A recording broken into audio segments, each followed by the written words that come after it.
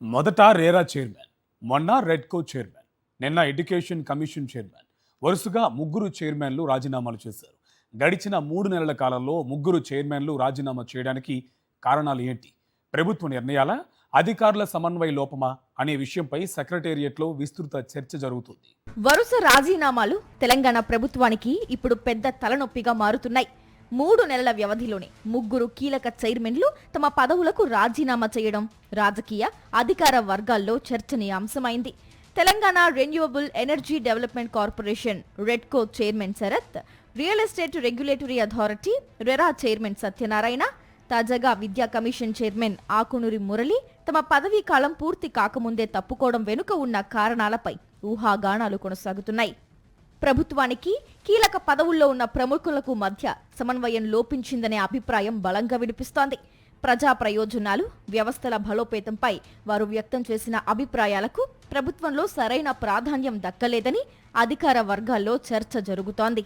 తమ సలహాలను ప్రభుత్వం పట్టించుకోకపోవడం, నిర్ణయాల్లో అధికారుల, నేతల జోక్యం పెరగడం వల్లే వారు అసంతృప్తికి గురయ్యారనే వాదనలు వినిపిస్తున్నాయి. కీలక సంస్థలకు చెందిన ముగ్గురు చైర్మన్లు ఈ మధ్య కాలంలో వరుసగా రాజీనామాలు చేయడం వెనుక కొందరు సీనియర్ ఐఏఎస్ అధికారుల పెత్తనం ఉందని అంటున్నారు. దీనికి తోడు సెక్రటేరియట్లోని కొంతమంది ప్రజా ప్రతినిధులతో విభేదాలే ప్రధాన కారణమని, అందుకే ముగ్గురు చైర్మన్లు రిజైన్ చేశారనే ప్రచారము సాగుతోంది.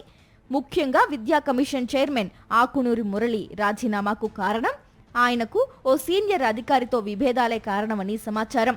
ఇటీవల ఆకునూరి మురళి తీసుకున్న కొన్ని నిర్ణయాలపై ప్రభుత్వం అసంతృప్తి వ్యక్తం చేయడంతో ఆయన మనస్తాపానికి గురై రాజీనామా చేసినట్లు చెబుతున్నారు. ఇక renewable energy development corporation REDCO chairman Sharath మాత్రం నియామకం జరిగిన కొద్ది రోజులకే బాధ్యతల నుంచి తప్పుకోవడం ప్రభుత్వ వర్గాల్లో చర్చకు దారితీసింది. రాజీనామా అనంతరం ఆయన పక్క రాష్ట్రం ఆంధ్రప్రదేశ్కు వెళ్లిపోయి అక్కడి ప్రభుత్వంలో పనిచేస్తున్నారు. ఇక real estate regulatory authority RERA chairman Satyanarayana రాజీనామాకు ఆరోగ్య సమస్యలే కారణమని అధికారికంగా చెబుతున్నప్పటికీ అంతర్గత కారణాలున్నాయనే ప్రచారము జరుగుతోంది.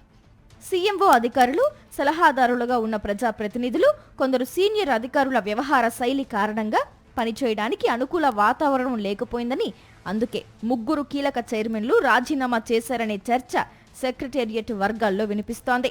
వరుస రాజీనామాలు ప్రభుత్వ ప్రతిష్టపై ప్రభావం చూపే అవకాశం ఉండటంతో దీనిపై ప్రభుత్వం ఎలా స్పందిస్తుంది అన్నది తెలంగాణ రాజకీయాల్లో ఆసక్తికరంగా మారింది.